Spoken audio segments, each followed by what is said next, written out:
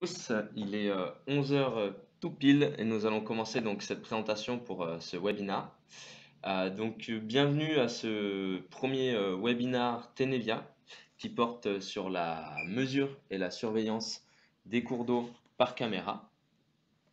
Donc il sera présenté aujourd'hui par William Castin qui est à ma gauche et Léo Estrade, moi-même, donc directeur technique et partie commerciale et marketing de l'entreprise. On a choisi cette thématique puisqu'on est une entreprise qui est spécialisée sur la partie mesure, surveillance et prévision de l'évolution des cours d'eau. Donc là, on va présenter un des gros volets de l'expérience Tenevia des compétences techniques puisqu'on a développé des algorithmes de traitement d'image pour rendre des caméras intelligentes pour effectuer de la mesure et surveiller les cours d'eau. Donc c'est un webinar qui est destiné à beaucoup un panel assez transversal. On est très content du nombre de personnes inscrites puisque il y a des personnes assez différentes. On va aller des bureaux d'études, des syndicats de rivières, des fabricants de matériel, partenaires, collectivités, villes, installateurs de matériel hydrométrique ou de caméras et hydroélectricité. Donc on a un panel assez large. On a essayé pour ce webinaire de pouvoir avoir des informations intéressantes pour tout le monde et présenter de manière assez globale ces nouvelles technologies. L'objectif étant de découvrir ou mieux connaître ces innovations qui ont été éprouvées et qui permettent d'élargir le panel d'outils opérationnels qui est déjà existant. Le fonctionnement est assez simple, il se rapproche des webinaires classiques. Vous avez un chat à droite sur lequel vous pouvez interagir à tout moment. Bonjour à tous. Euh, Ça durera 30 minutes de présentation avec 15 minutes de questions à la fin. Vous pouvez poser vos questions à tout moment. N'hésitez pas à en poser, n'hésitez pas à nous faire des retours à tout moment dans le chat. On y répondra dans la mesure de possible avec le temps qu'on s'est donné pour y répondre. S'il y a des questions plus spécifiques, on y répondra par téléphone, par email. On sera tout à fait disponible pour répondre à ces questions. On a fait un plan, donc on va commencer par une introduction avec les concepts assez basiques. On présentera ensuite les pratiques existantes et les grands principes de l'hydrométrie par analyse d'image, pour ensuite présenter les potentiels et limites, euh, dévoiler comment mettre en œuvre ce genre de système, pour passer ensuite sur la conclusion et les questions-réponses. Je vais couper notre image maintenant que les présentations sont faites. Merci encore d'être présent aujourd'hui et bienvenue à ce premier webinar Tenevia. Pour introduire, mesurer et surveiller les cours d'eau, pourquoi? Donc nous, il y a trois grandes variables qui font que on intervient dans la mesure et la surveillance des cours d'eau. La première, ça va être la partie risque naturel, à savoir du coup pour les cours d'eau, les inondations. Donc là, on va utiliser nos systèmes et donc la mesure et la surveillance pour déployer des systèmes d'alerte ou encore dimensionner des ouvrages ou avoir des données de débit. Le deuxième point, ça va être la gestion intégrée de la ressource en eau, donc à savoir la protection des milieux aquatiques, ou encore, on en a parlé beaucoup cet été avec la sécheresse, les débits réservés et les activités autour de nos cours d'eau. Et enfin, le troisième point, ça va être la partie industrie hydrodépendante. Alors, ce qu'on entend par industrie hydrodépendante, c'est toutes les industries qui vont avoir besoin des fleuves et des cours d'eau pour pouvoir créer de la valeur. Donc, à savoir l'assainissement, l'hydroélectricité, les transports fluviaux, c'est très très large et ça a des applications également sur ces thématiques-là. Je terminerai cette introduction en passant la main à William. Avant, on voudrait donc le plan sera réparti sur la partie mesure de hauteur, donc variable, une des deux grandes variables d'intérêt de la mesure, qui permet de déployer des systèmes d'alerte notamment. Et la deuxième variable d'intérêt, ça va être la partie débit, les deux en rapport avec ce qu'on appelle l'hydrométrie par analyse d'image. Je te passe la main, William, pour nous parler de la mesure et la surveillance de hauteur d'eau. Merci Léo. Donc la hauteur, il s'agit de la principale variable d'intérêt pour la surveillance des cours d'eau qui va permettre donc de déclencher des alertes, typiquement lors d'épisodes extrêmes. Cette quantité est aujourd'hui mesurée par des capteurs qui peuvent être regroupés en deux principales catégories. La première sur la ligne du haut représente un peu des capteurs de type intrusif qui vont pour la plupart mesurer la hauteur d'eau à travers la mesure de la pression exercée par la colonne d'eau droit du capteur. Donc il s'agit de dispositifs peu onéreux, très efficaces énergétiquement, puisqu'on va pouvoir tenir plusieurs années avec un dispositif alimenté par une pile, par exemple. Les limitations, ces dispositifs donc, sont dans le cours d'eau, donc sont intrusifs, vulnérables, vont nécessiter de la maintenance relativement fréquente et peuvent être potentiellement endommagés ou détruits lors d'épisodes extrêmes.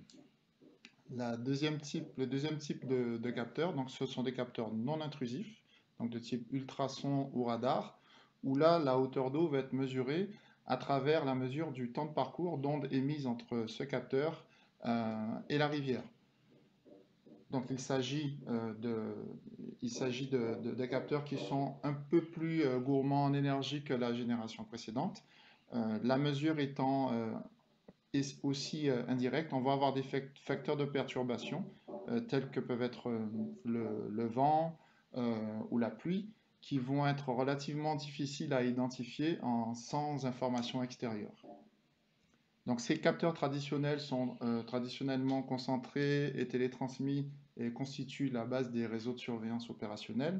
Il arrive lors d'épisodes de crue, par exemple, que les personnes chargées de la surveillance des cours d'eau se retrouvent face à des périodes d'interruption d'arrivée des mesures, comme ça a été le cas pendant près de 12 heures sur la crue de la Seine en 2016, ou d'arrivée de chroniques de hauteur avec la présence de valeurs aberrantes qui va nécessiter la mobilisation d'équipes sur site afin d'appréhender la situation du cours d'eau et d'effectuer du lever de doute. Pour cette raison, on constate l'installation de plus en plus fréquente, en plus des capteurs traditionnels, de caméras afin d'appréhender de manière qualitative et à distance la situation courante, donc qui permettent à la fois d'avoir souvent une approche non intrusive, mais également une information de lever de doute. Ce qu'on va voir au cours de cette présentation, c'est que les caméras de vidéosurveillance ne sont pas limitées à une analyse quantitative et qu'on va pouvoir vraiment réaliser de la mesure et en faire des caméras intelligentes.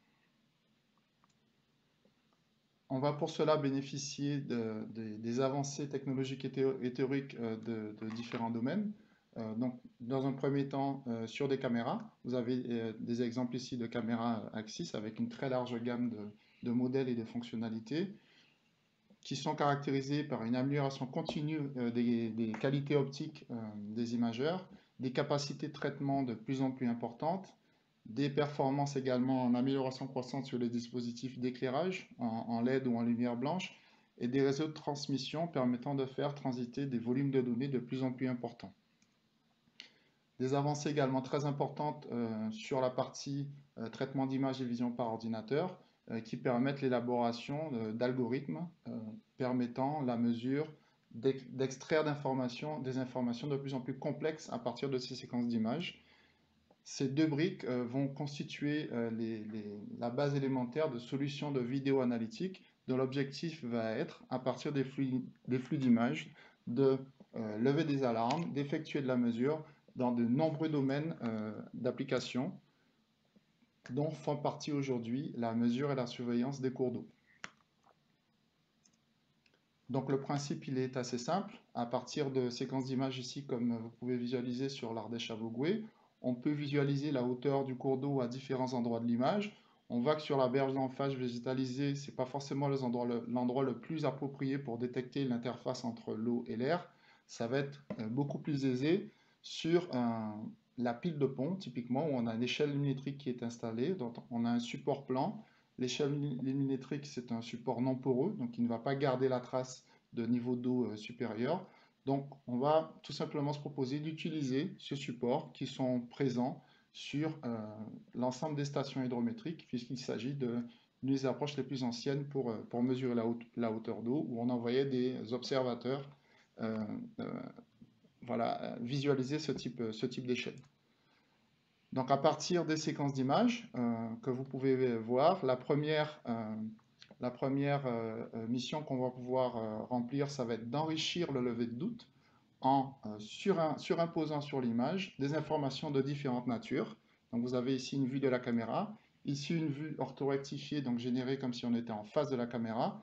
Sur cette image, vous pouvez voir des repères de crue historiques, des seuils d'alerte qui ont été configurés, une échelle virtuelle graduée qui permet d'appréhender le niveau d'eau, même si les conditions ne permettent pas de lire les graduations de l'échelle physique, mais également le niveau détecté dans l'image et sa conversion en hauteur d'eau en mètres. Donc, au cours d'une journée d'image sur le même cours d'eau, vous pouvez visualiser à gauche l'évolution du cours d'eau sur l'image brute de la caméra, à droite sur l'image autorectifiée. Comme les capteurs traditionnels, ces solutions vont pouvoir permettre d'avoir des chroniques de hauteur d'eau mesurée qui vont pouvoir être intégrées au réseau de collecte et de mesure traditionnel.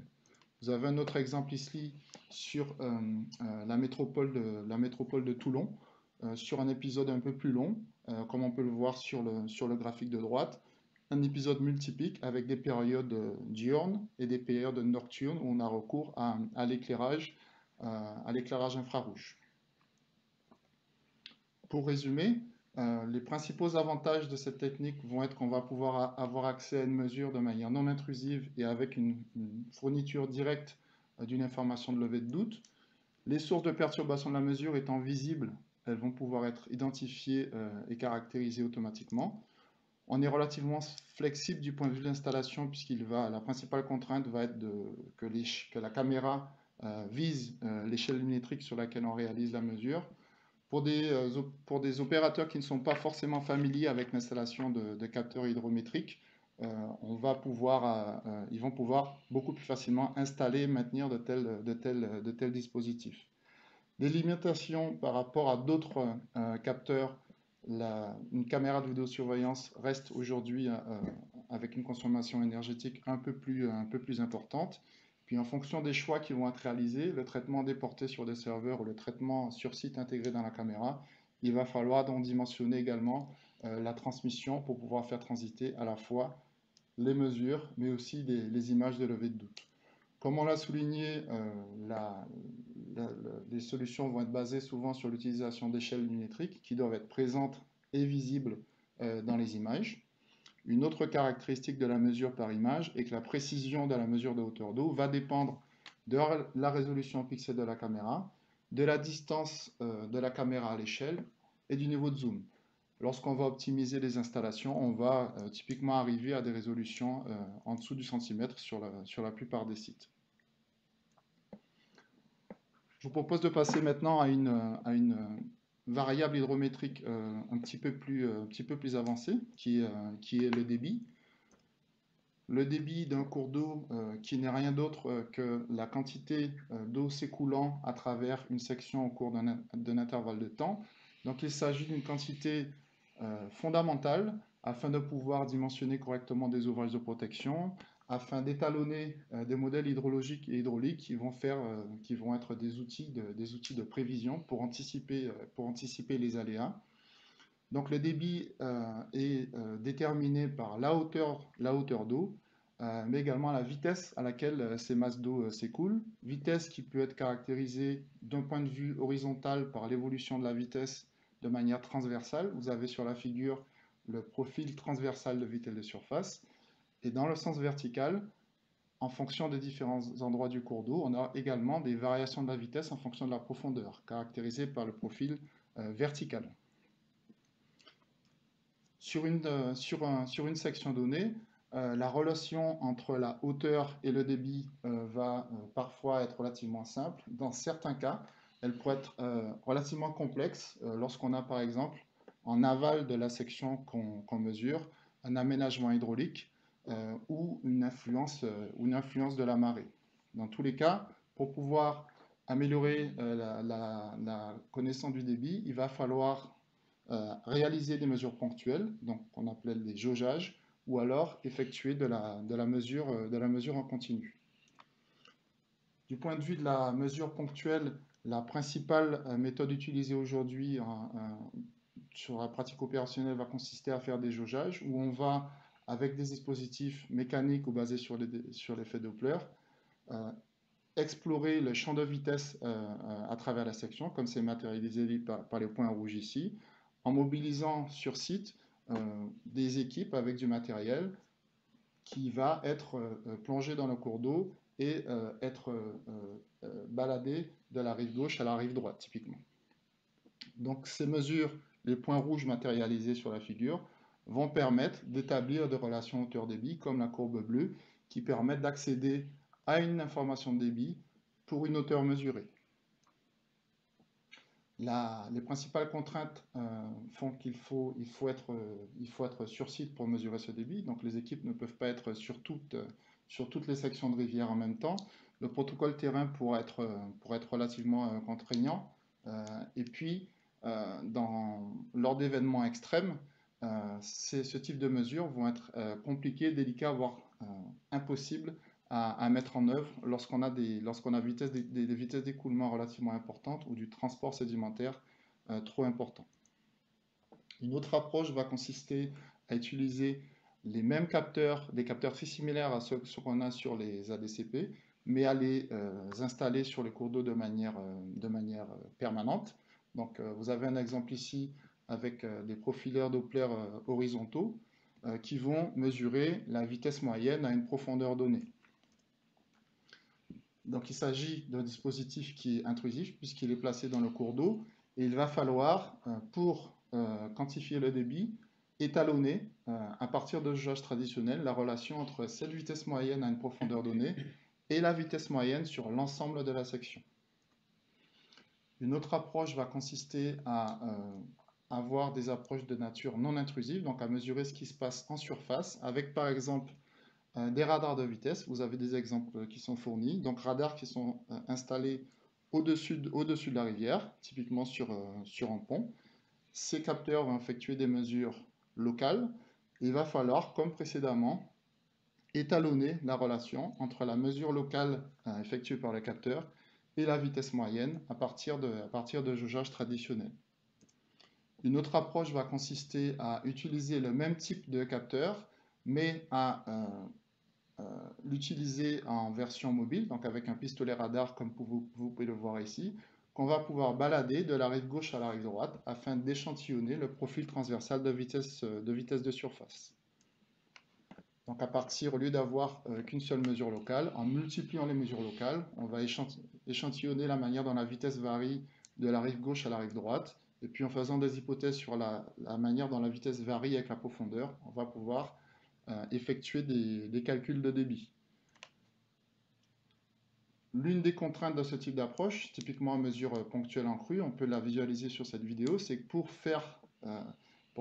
avoir accès au calcul de débit, il va falloir mesurer la vitesse à différents endroits. Donc il faut un ouvrage de franchissement et ça peut être compliqué, voire impossible en crue d'aller se placer sur cet ouvrage à différentes distances de la rive gauche à la rive droite afin d'échantillonner le profil transversal. Sur des stations fixes, il va falloir, pour le coup, installer un dispositif qui va mettre en mouvement le capteur sur l'ensemble de la section d'écoulement pour échantillonner le profil. Donc on est sur des approches qui permettent de faire soit de la mesure ponctuelle, soit de la mesure continue, mais qui vont nécessiter des contraintes pour la mesure ponctuelle et l'installation de stations fixes relativement importantes.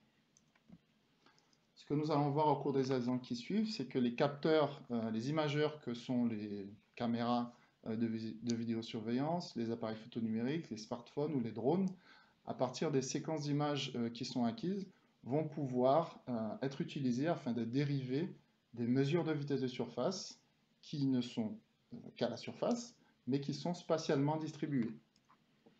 Donc le principe, il est relativement simple. Le principe, il est de caractériser le déplacement de structures qui sont à la surface des cours d'eau. Vous pouvez le voir ici sur l'image du haut, qui est l'image de la caméra, sur l'image du bas, qui est une vue générée comme si on était au-dessus du cours d'eau.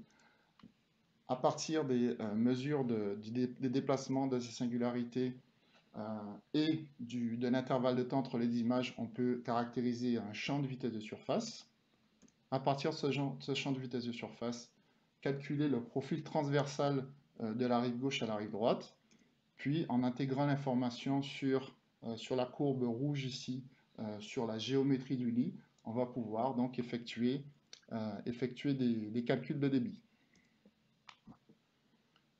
Calculs de débit qui, comme les méthodes précédentes, vont être basés sur des hypothèses sur la variation de l'évolution de la vitesse avec la profondeur.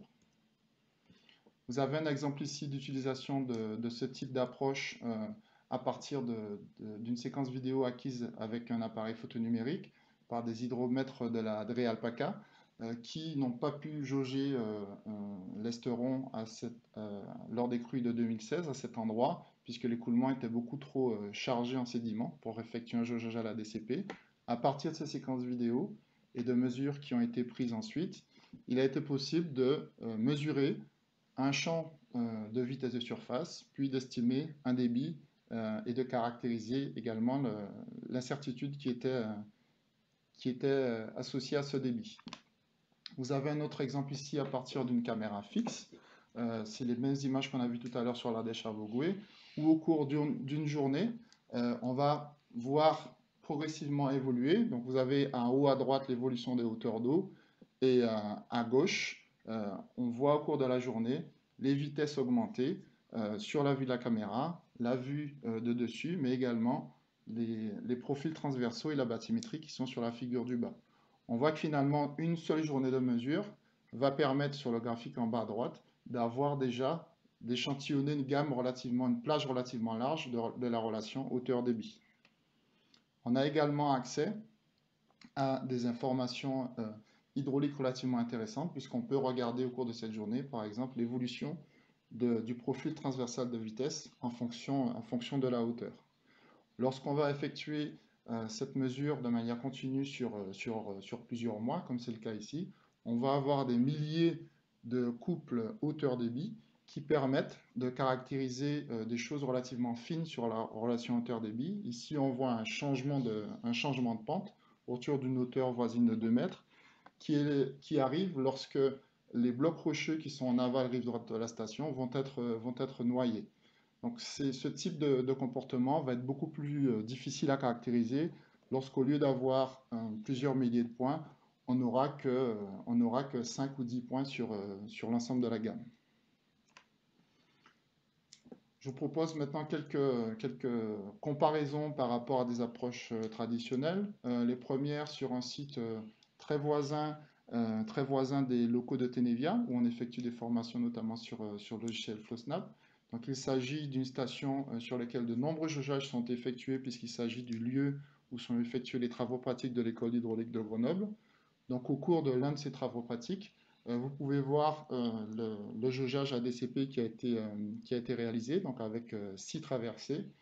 Et ici, une comparaison entre la mesure ADCP à 320 m3 par seconde et les mesures qui ont été effectuées pendant cette période où, comme on peut le voir sur les graphiques, la hauteur varie peu. Donc un débit estimé très proche, avec un écart d'environ 4%, et une dispersion sur les mesures de vitesse et de débit d'environ 3%.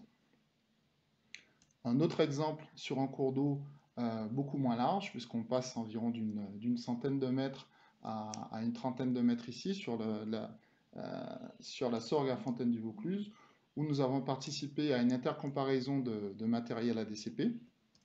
Donc vous aviez 33 équipages munis de matériel différents, avec des pratiques pouvant être également un petit peu différentes, qui au cours d'une matinée où la hauteur d'eau était constante, ont mesuré le débit. Donc on voit sur cette figure l'évolution des débits qui ont été mesurés. Nous avons lors de la même matinée installé une caméra.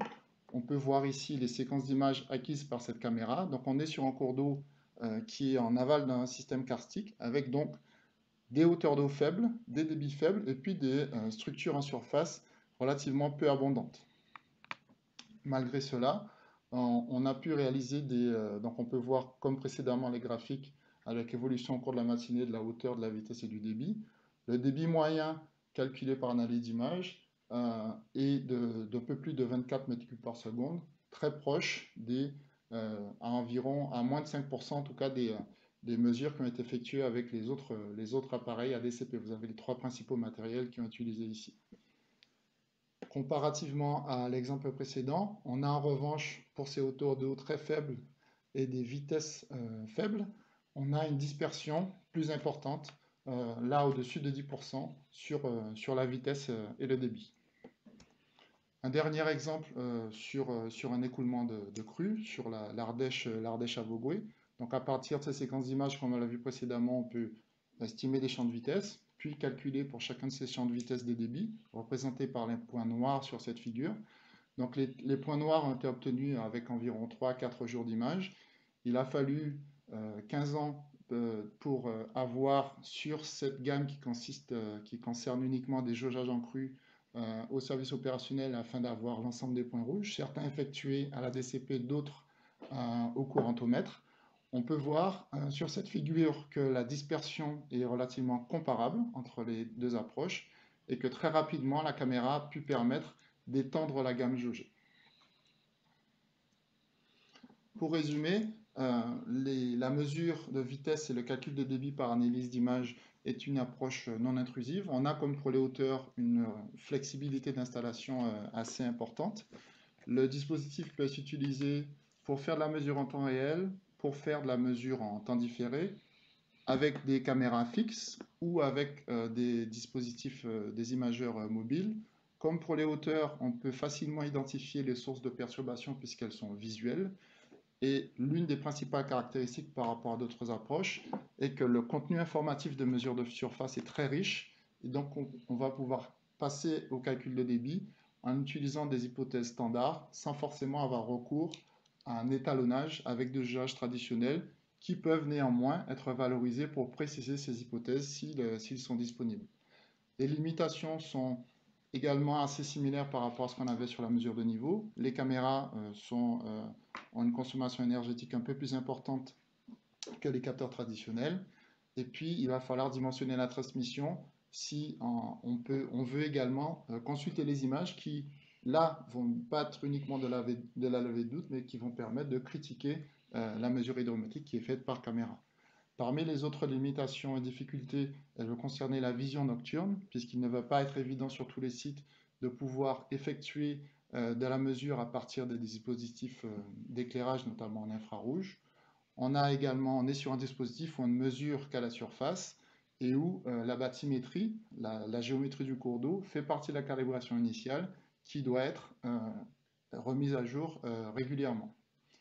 Comme on a pu le constater, c'est une approche qui est très intéressante sur les moyennes eaux et hautes eaux, sur les basses eaux sur beaucoup de sites, mais où on va avoir une dispersion qui est plus importante des mesures sur les très basses eaux.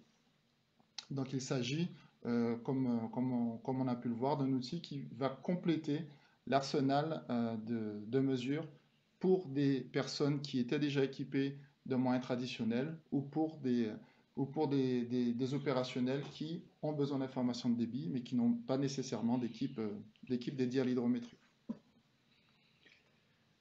Merci William. On va désormais passer à la dernière partie de ce webinar sur les modalités de mise en œuvre et donc on va aller plus dans le concret. Maintenant qu'on a vu la technique sur la partie hauteur, vitesse de surface et débit, désormais comment déployer ce genre de système de mesure et surveillance de cours d'eau par caméra. À Tenevia, on a mis en place un processus. Alors, j'attire votre attention avant de détailler ce processus sur le fait que pour déployer un système de mesure de hauteur, c'est moins complexe puisqu'on n'a pas besoin d'informations bathymétriques et très peu d'informations topographiques pour le déployer. Mais on vous a fait un détail complet dans les cas les plus complexes, comment est-ce qu'on va s'y prendre. On va d'abord commencer par étudier le site.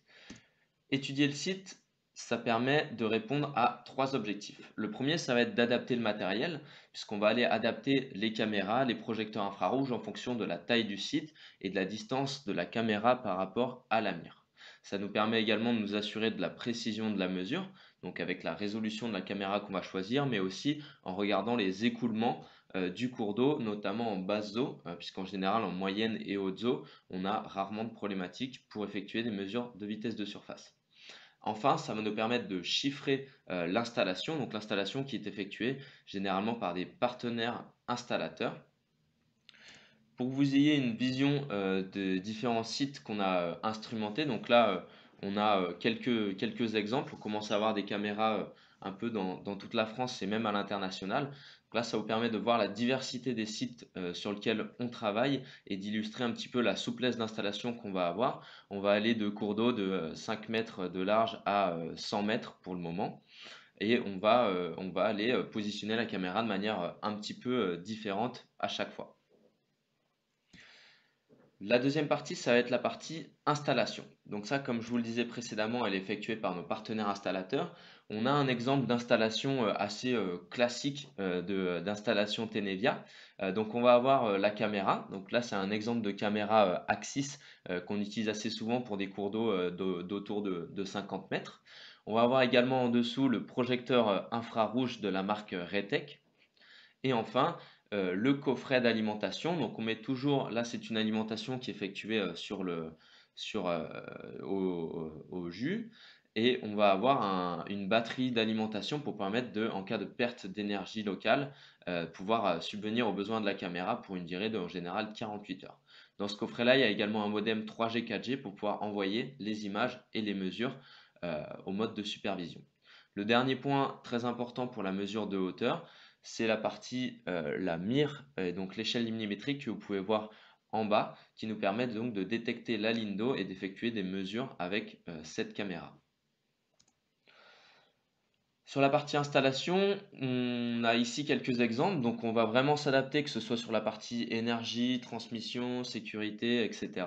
Là, on a des exemples avec des panneaux solaires, des exemples avec des protections complémentaires, des exemples à l'intérieur d'un bâtiment, au niveau de radar.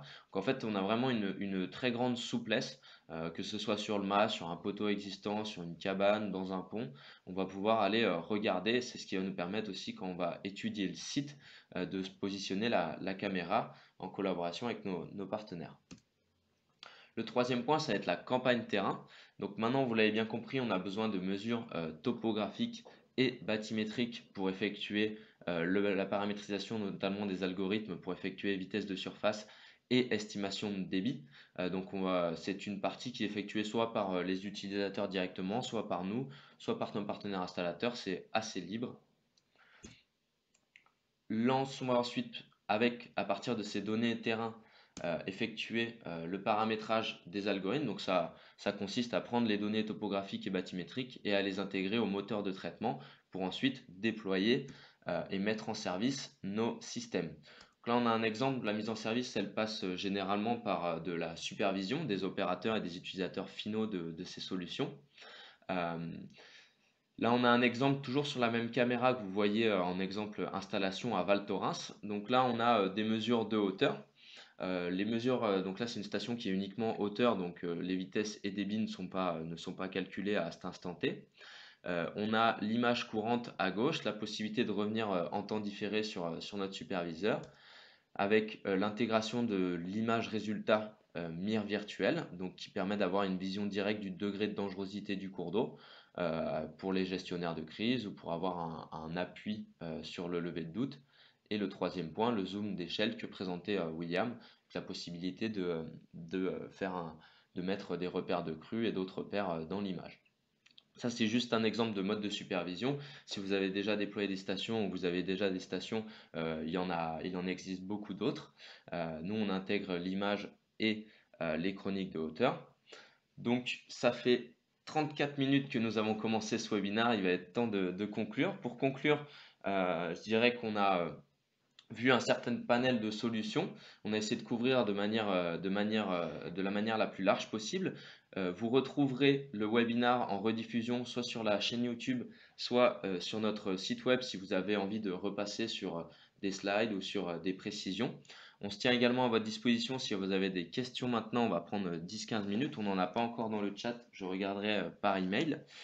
Je finirai avant de passer aux questions en vous invitant à participer à notre webinar numéro 2 qui se déroulera en janvier 2020 et donc là où on traitera sur la partie prévision de débit avec pour thématique anticiper une crue grâce à la prévision de débit en temps réel. On vous enverra également un email pour avoir quelques retours sur le webinar puisque c'est notre premier.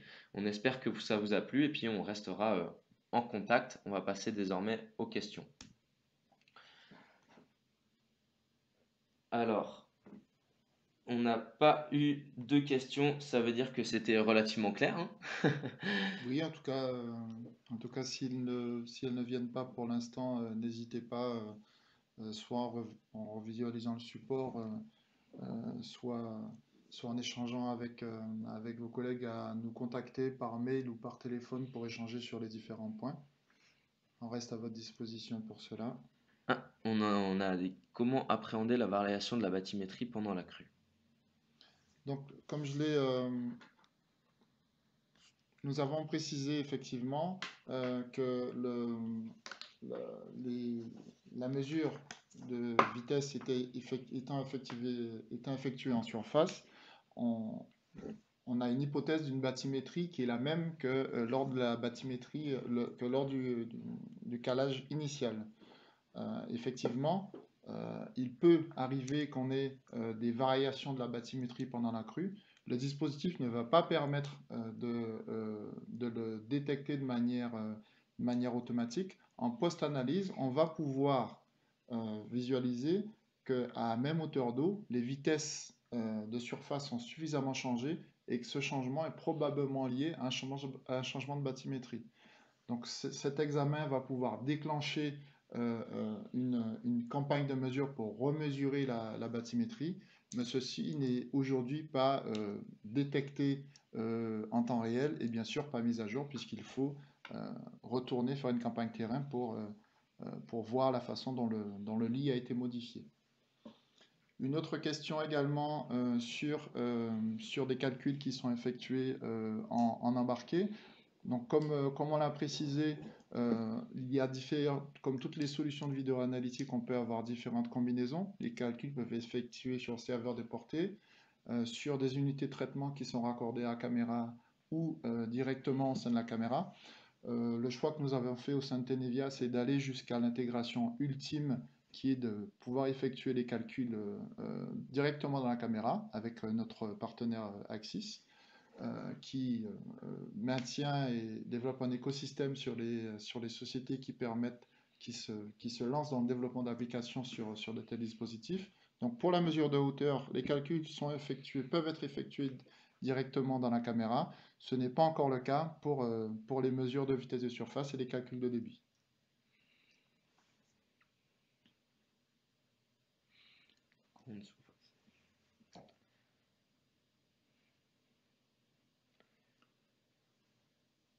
N'hésitez pas si vous avez d'autres questions ou si les réponses n'ont pas été assez précises.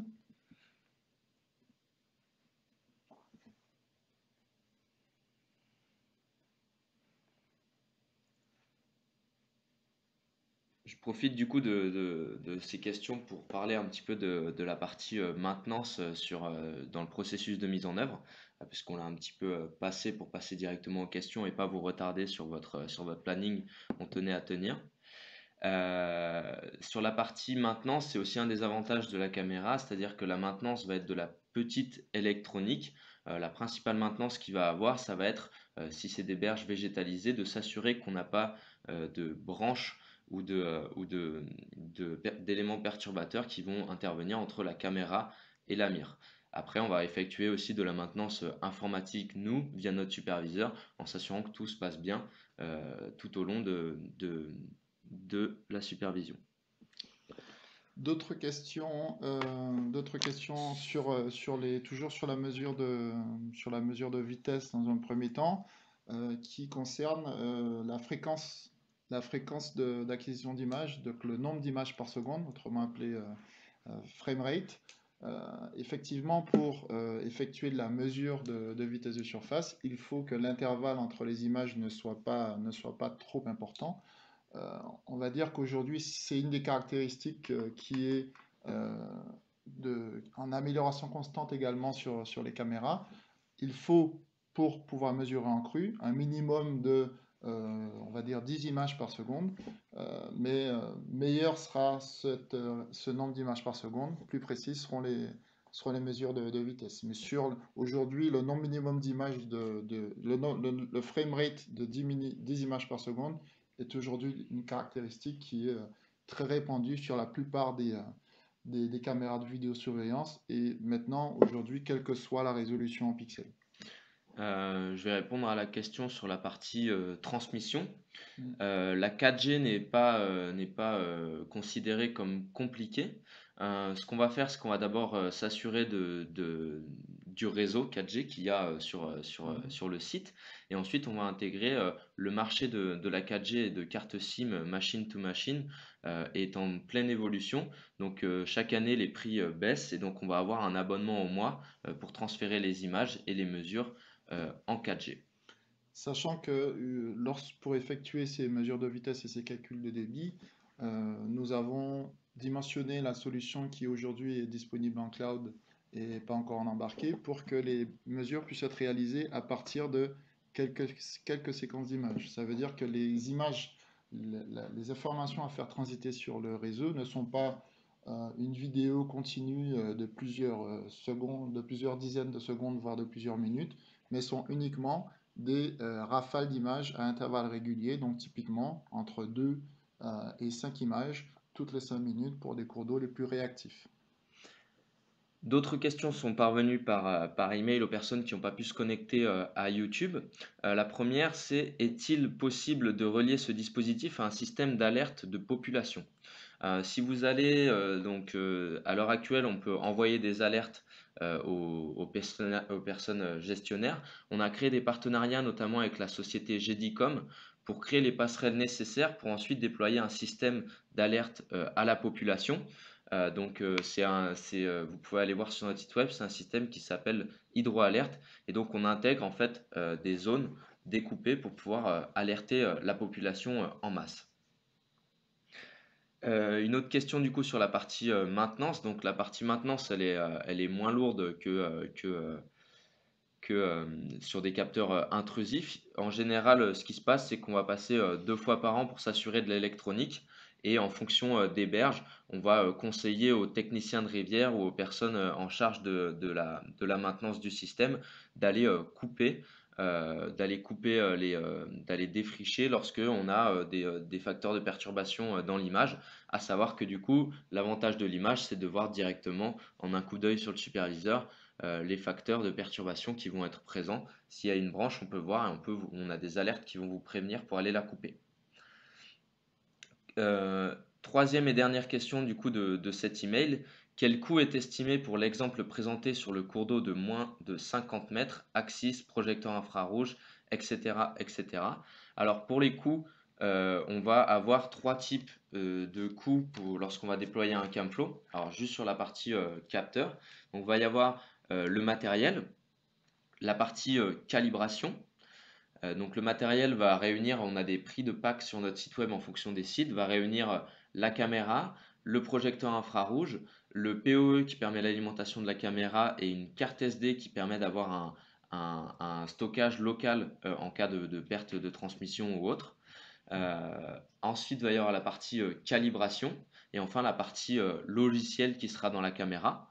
Donc pour de la mesure de hauteur, ça va être autour de 2500-3000 euros. C'est un ordre d'idée. Après, en fonction de l'adaptation du matériel, ça va être différent.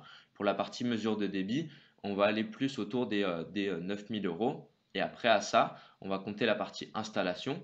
C'est très compliqué de donner des coûts d'installation. Ils vont aller de 1000 à 15 000 euros en fonction des sites, en fonction de l'accès à l'énergie, etc., etc. Une autre question, merci Léo, une autre question, ce qui concerne les petits cours d'eau, Mhm. donc de moins 5 mètres, comme c'est précisé. Donc oui, ce type de dispositif a été installé sur des cours d'eau de très faible envergure, typiquement sur des cours d'eau intermittents, donc des cadres typiquement sur la ville de Nîmes, où on a une très faible largeur et puis la plupart du temps, pas du tout d'eau qui s'écoule, mais par contre des montées qui peuvent être très rapides. Donc on est là sur des configurations où on va pouvoir avoir un matériel plus compact, puisqu'on va pouvoir sur ce type de cours d'eau avoir au sein d'une caméra, plutôt que d'avoir recours à un dispositif d'éclairage extérieur, on va pouvoir partir sur des modèles de caméra où l'infrarouge va être intégré à la caméra, puisqu'avec ce type de matériel, on peut avoir une portée d'environ d'une vingtaine de mètres, de 20 à 30 mètres, on va dire. Donc oui, c'est tout à fait possible, et ça peut réduire les coûts au niveau du matériel et de son intégration, et également faciliter l'étape de calibration initiale, puisqu'elle va être effectuée sur une envergure moins importante. Hum, Dernière question du coup qui est sur le chat. Merci beaucoup à tous pour votre intérêt. La transmission est nécessaire même si on ne souhaite pas avoir de débit en temps réel, mais seulement récupérer 1 à 2 fois par an pour le suivi de la ressource en eau par exemple. Alors le CamFlow, donc le logiciel qui va permettre la mesure de vitesse de surface et de débit dans la caméra, donc on le déploie sur deux manières, donc soit sur la partie temps réel avec des mesures régulières, soit effectivement en récupérant les images. C'est tout à fait possible d'avoir un stockage local et donc de venir récupérer les images 1 à 2 fois par an. On va mettre des cartes SD plus importantes et un pas de temps peut-être différent. Ce sera dimensionné en fonction de votre site. Je vous invite à venir en parler un petit peu plus précisément. C'est des cas un peu plus particuliers pour nous. Très bien. Il y a une dernière question qui est là, un détail qui est peut-être un peu technique, mais on pourra y revenir plus régulière, plus en profondeur par email. Il s'agit de l'étape d'orthorectification.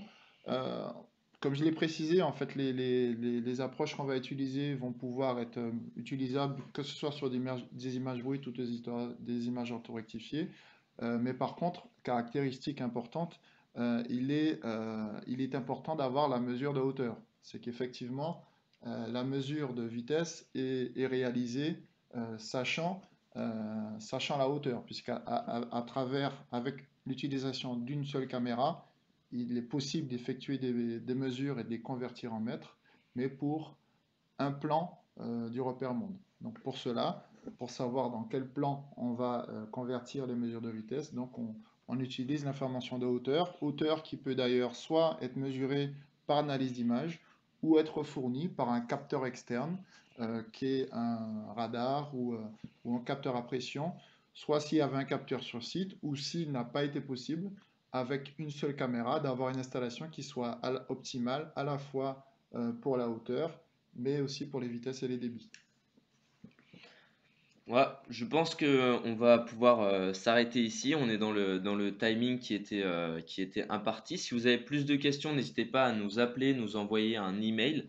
Encore une fois, vous avez mon email et je vous en enverrai un pour pouvoir conclure et avoir un retour également rapide si vous pouvez prendre 2 minutes. Merci en tout cas d'avoir été présent à ce webinaire. On a eu un pic de spectateurs à 40 personnes, ce qui est très important pour un premier webinaire. Donc merci encore, on vous souhaite une excellente journée, une excellente fin de semaine et on reste en contact pour plus d'informations. Merci à vous pour Merci votre encore. attention et pour les échanges.